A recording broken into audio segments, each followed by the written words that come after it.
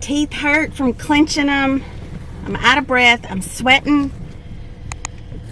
I'm just frustrated. This little Isabelle, she constantly keeps us on our toes. And her whole demeanor just changes from literally 1 minute to the next. And then you top it with life, an ice storm, a broken dryer, a broken van, a broken iPhone, and then got my van back and it broke again, and then a broken water heater, and then an Izzy that doesn't want to stop hitting 24/7. So I have a lot to tell y'all. Welcome back. Glad to have you here. Yes, I took a hiatus for 2 or 3 weeks. It's how I do things, okay? But anyways, I'm excited to be back. It is almost February, which is insane. I can't believe that January is just, I think we've got one more day in January. It's insane. But anyways, I hope y'all are doing well. I have a lot to catch you up on, and so that's exactly what this vlog is going to be about today. I'm in my van per the usual, which means the girls have therapy today. And this is just the easiest way for me to sit and chit chat with y'all. I know it's not the most beautiful aesthetic background, but it's fine, okay? So yeah, Mika and Isabelle are at therapy. What has been going on? Well, a lot, as I kind of already told you. Let's see, let's start back with, I think the first week of January, Grayson had a powerlifting meet. If you don't know who Grayson is, he's my 16-year-old son, and because he is a 16-year-old boy, he doesn't like to be on camera. So y'all rarely see Grayson and Jackson here on the vlogs. They just don't care to be in front of the camera, and I'm not going to force them to be. But he had been prepping for this powerlifting meet for several months. And then I think halfway in between the training program, he broke his hand, like right here. It was kind of a weird break. And quite honestly, we don't really know how it happened. He sleepwalks a lot, and he sleep talks a lot. He gets a little cuckoo in his sleep sometimes. And all he remembers is he woke up in the middle of the night to go to the bathroom, and he remembers like hitting his hand on the wall going outside of his door into the hallway. And he went back to bed, and then the next morning he woke up and it was hurting and swollen and stuff. And so anyway, several weeks later, we were like, why don't we take you to the doctor? Because it was healing, it was getting better. We didn't really know if it was fractured or broken, but really, what are they going to do? So we decided, let's just go ahead and take you. Sure enough, it was a break. Nothing really you can do about it. So we were like, okay, well, you're not doing your powerlifting meet. And then like 2 weeks before his powerlifting meet, he was like, you know what? I just want to go do the meet for fun. He, had some friends that were doing it for the first time, and he wanted to see them. And so we're like, okay, well, we'll go do the powerlifting meet. He didn't really, have any big PRs that he was going to meet, but that's just Grayson.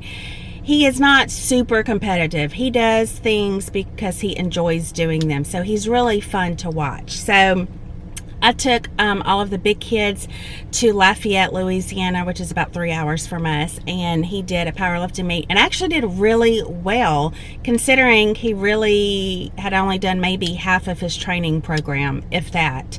And of course, he wasn't eating correctly and things like that, but he still had a great time, and I think he placed second or first, second? I think second. Anyways, so that was fun. And then let's see what happened after that was, I think it was the next week. No, it was the next couple days after we got home from the powerlifting meet. We had an ice storm. in Louisiana. Our weather is very bipolar. In the dead of winter, you literally could have a 70-degree day, which is like today is 70 degrees in the end of January. And then the next day you can have freezing rain where everything is shut down. So that's literally what happened. We had an ice storm. It wasn't snow, it was just straight up ice. Because us Louisianians, we don't know how to drive in those conditions, everything shut down.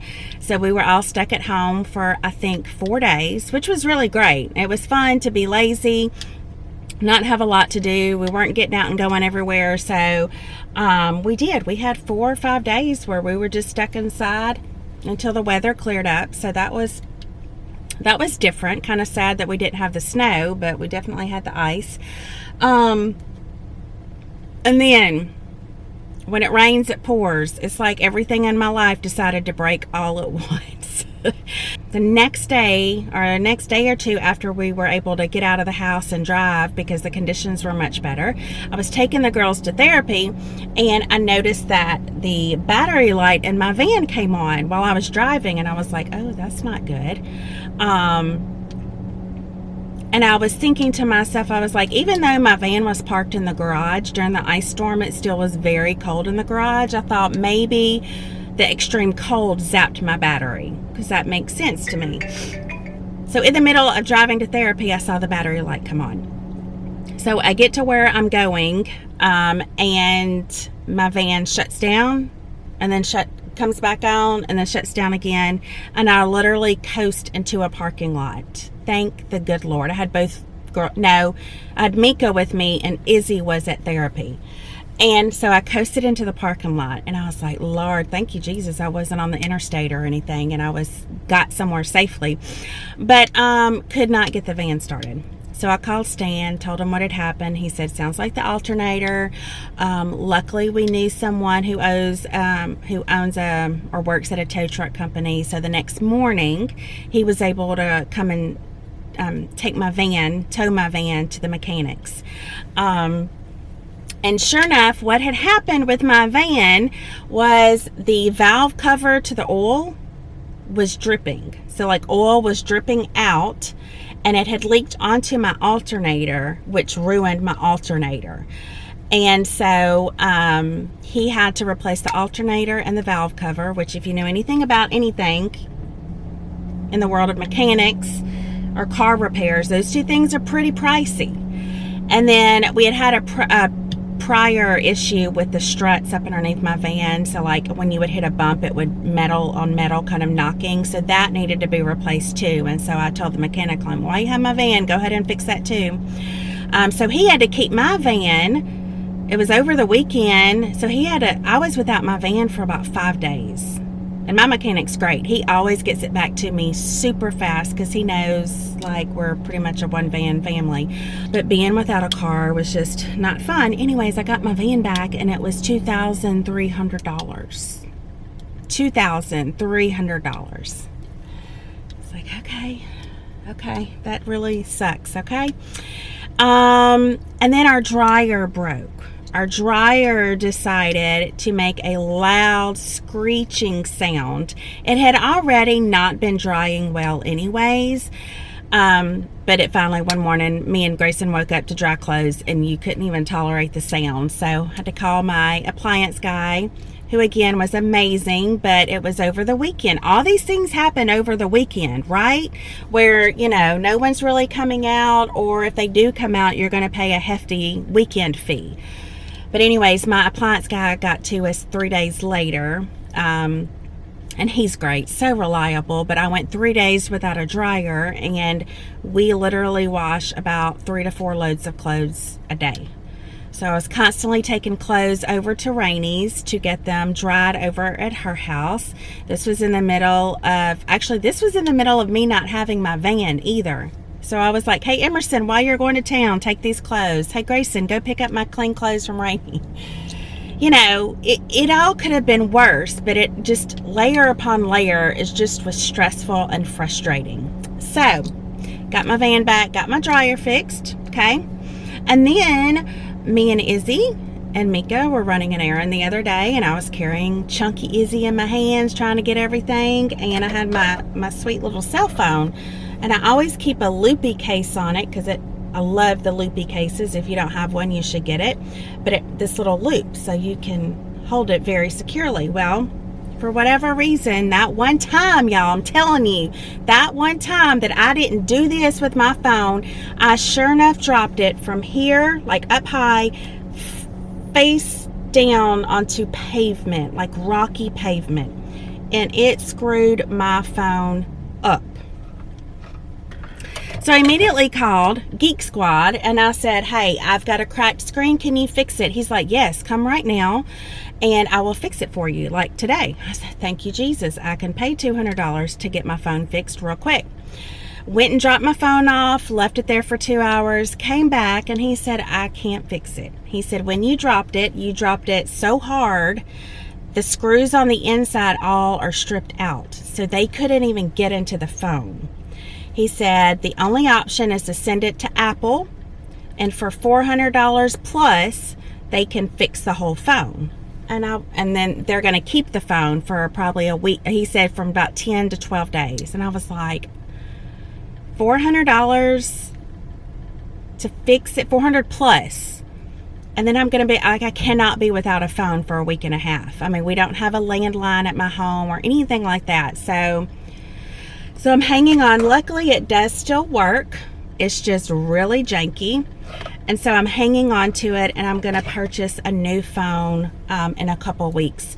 I'm not dipping into any budget money. I told Stan I've got a little money here and there. I'm going to save it till I get enough money. I'm just going to buy me a new phone and a screen protector, because again, I always keep a screen protector on. But I don't know why I don't have one on this one right now. But I don't even think it would have protected it. I dropped it that hard. So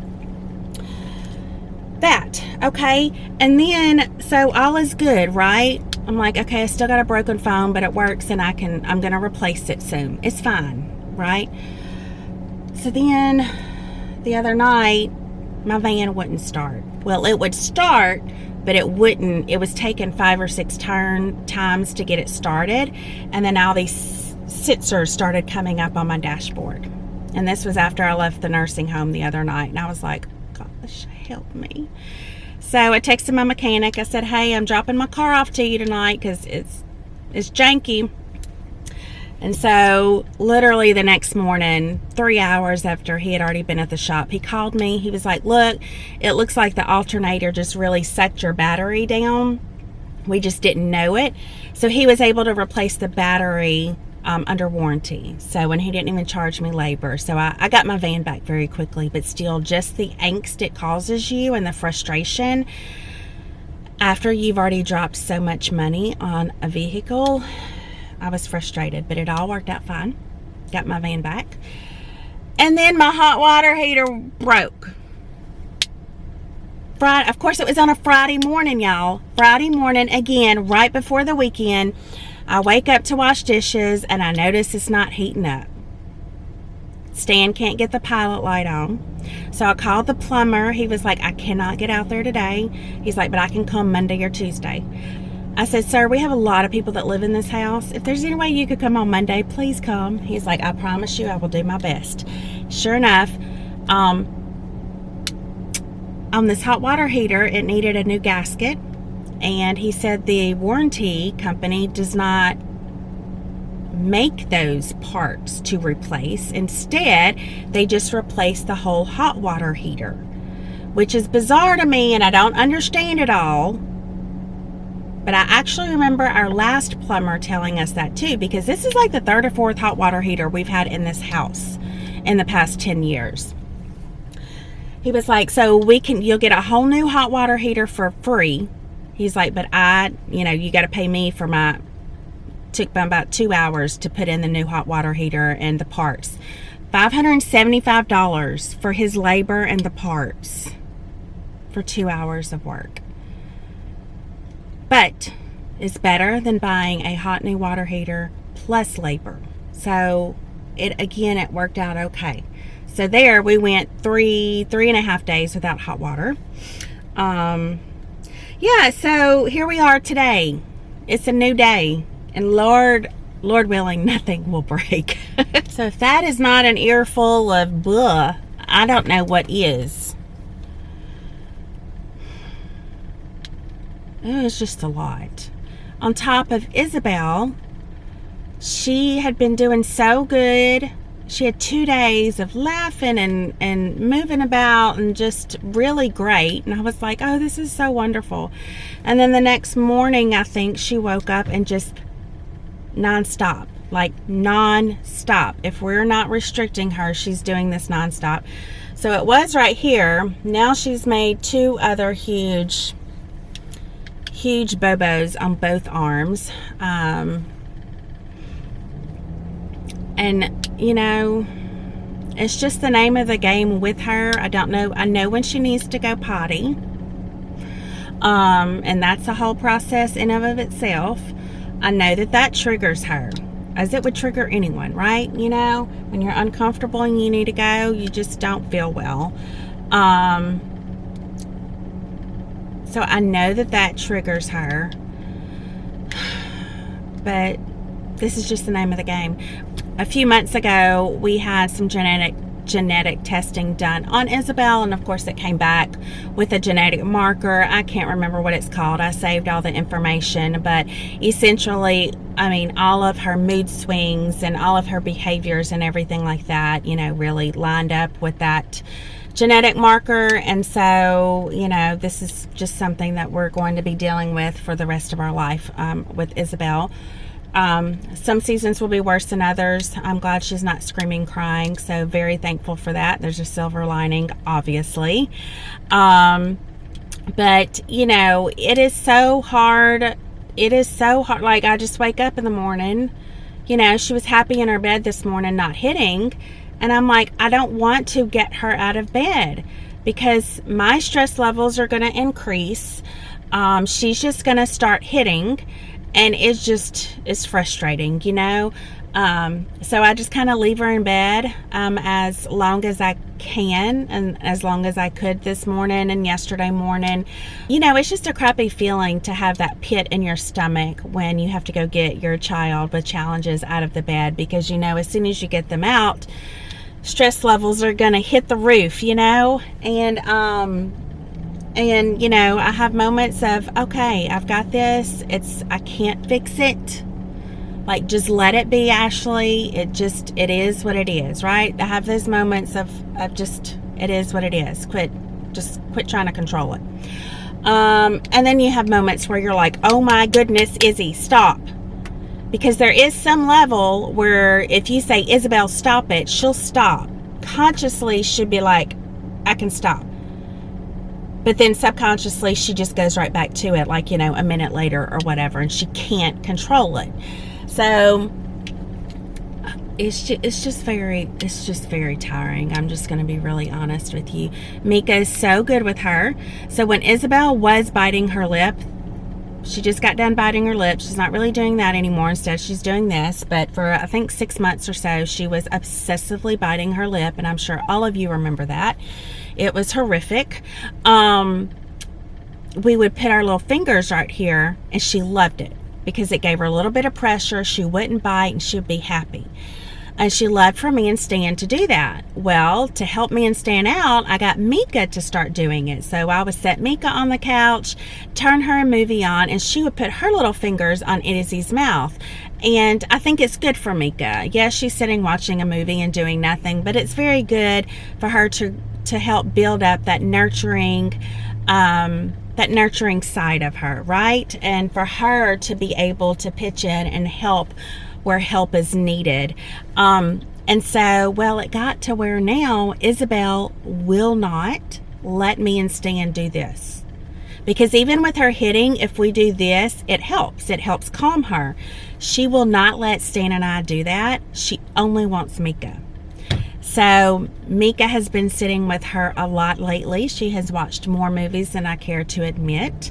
But again, those are things that I have to say, Ashley, this is not her normal. This is not like every day she's watching movies on movies on movies, right?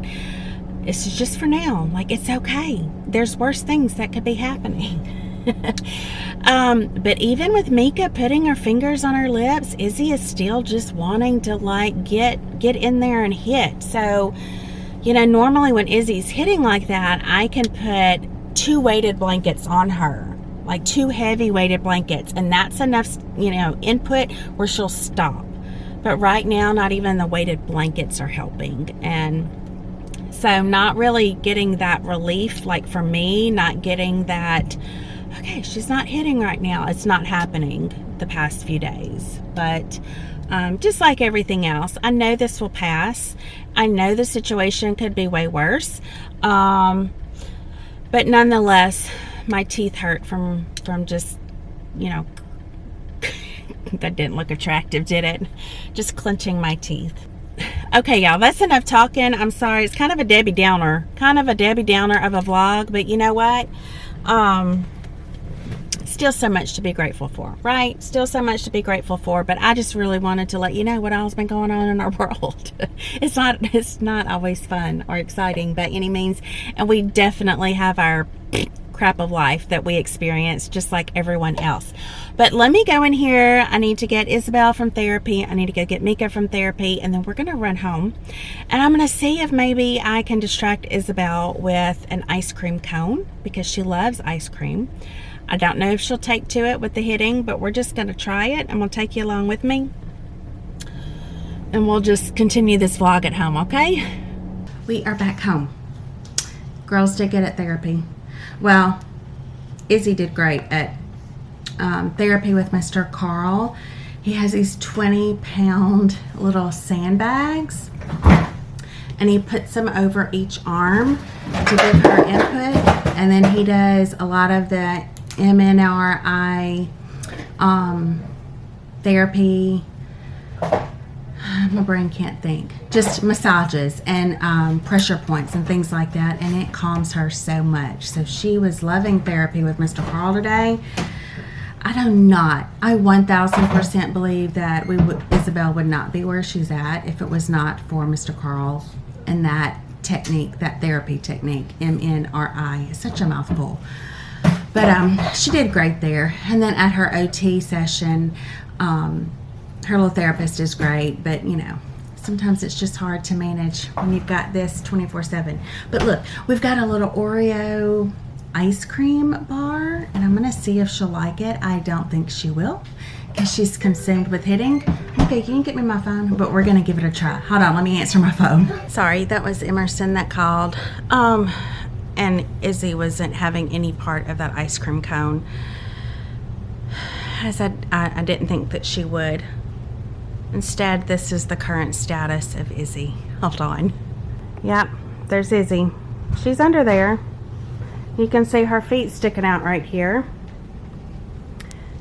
And we've got a weighted blanket on one arm, a weighted blanket on another one, and she still wants to hit. You keep that hand down. So sometimes if we just place a little pillow over her head, yes, she can breathe. That kind of helps. The things I never thought I would be doing for my child. But this is it, y'all. This is what special needs parenting looks like. Oh my gosh. What are we gonna do with Isabelle? Because she keeps hitting. What are we gonna do?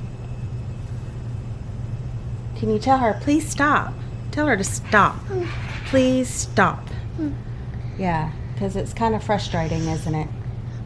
Yeah, but you're a good big sister to help take care of her, aren't you? Yeah, you are good. Yeah. But look, she's hiding under a blanket right now. You see her? Just don't touch her, okay?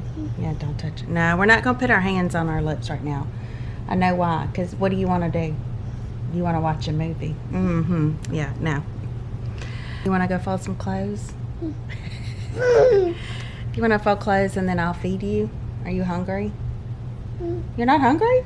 Oh, okay. You're just going to fold clothes? Okay, can you tell our friends? So bye. Bye. Yeah, I think we're going to close the vlog out here. Look at Izzy. Look how dang cute she is. Even in all her frustration. Look at her little feet right there. Look how precious. Her little feet just sticking out. You know, She has the cutest feet ever, and normally when her feet start dancing, you know that she's feeling good. So hopefully in a few minutes her feet will start dancing, because it's the cutest thing ever.